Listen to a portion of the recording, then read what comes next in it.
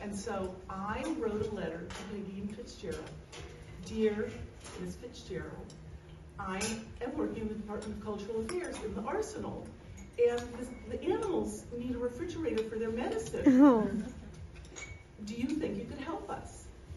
And Peggy read this letter over the air, and that day, Angela Fremont got lots of phone calls. And I answered the phone, and I had 5 refrigerators. Wow. And so so the Central Park Zoo got its refrigerator. Then Henry, my new boss, at the end of 2 weeks there, said on Friday afternoon, staff, we're going to have a meeting on Monday morning.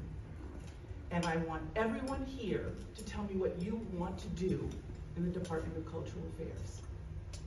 Now, there were people in the Department of Cultural Affairs that were graphic designers and public relations people and people that did different things. And I had just gotten this donation, and we all came in to this small room, conference room, and all 14 of us sat around the table. And one person said, I want to do graphic design. And another person said, and I have to tell you that Henry, in those days, how many of you know who Henry Geldzahler was? Mm-mm. Okay. I have to explain who Henry Geldzahler was, because he was the former and first curator of 20th century art for the Metropolitan Museum. Wow. He was 35 years old. He was educated at Harvard, and he always looked old. He had a little tummy, he had a little gray beard, and his hairline receded.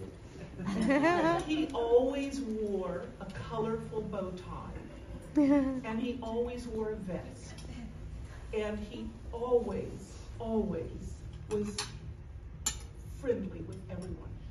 Always. He was the most wonderful person I ever worked with. And he was the first person that I really, and the whole staff, I have to say, that I really understood what it was to be a gay man in New York City. He radiated kind of warmth and understanding of everyone. And he kind of let us into his life in a very intimate way that I can't really explain. Anyway, Henry sat us around the table and he said, what do you want to do? And they said, I want to be a graphic designer. Okay, you can do that. What do you want to do? Oh, wow. I want to continue to be your driver. I hope so. Thank you. What do you want to do? I want to continue to do public relations. Good, you're very good at that. Continue. I want to continue to be your personal assistant. Yes, you're very good at that. Paul, continue. And so on and so on. And then it came around to me, and I told him the story of the refrigerator. And I said, I think there are more things like that out there. And he said, continue. Continue, and so on. Do more of that. And that's all it took. That's all it took. He said yes to every single person at that table. Yes. He was not afraid to say yes. Wow. He was not afraid. He had courage. He was bold. He was strong. And he was just like Tara.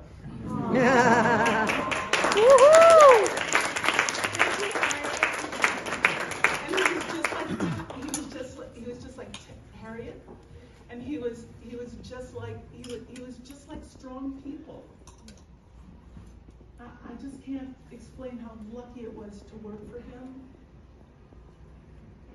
and how grateful I am to have been, the first person to do this, and it was just luck. It was just luck. I was too young. How long did you do it? 8 years. Wow. Yeah. Have you? Drove the truck, wrote a grant hired somebody, she helped me load, unload, back trucks into loading bays.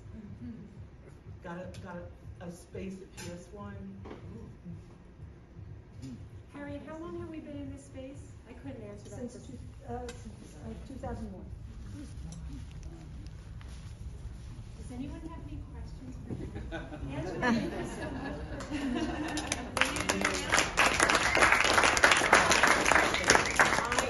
Angela, I have a question.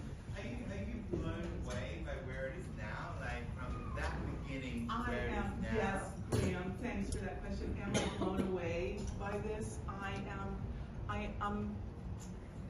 I am so proud and so grateful that the city and the courage of these women and all of you have stood up and said, this is what we need. This is what the city deserves.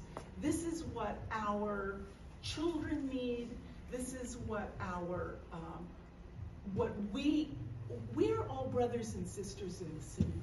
I really believe this. We choose to live here because we are a certain kind of person here.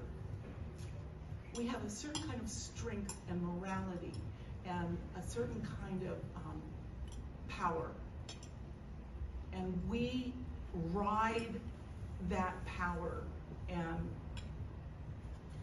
we deliver a kind of strength through that to each other. Ooh, well said. And I think that it needs tending. Yep.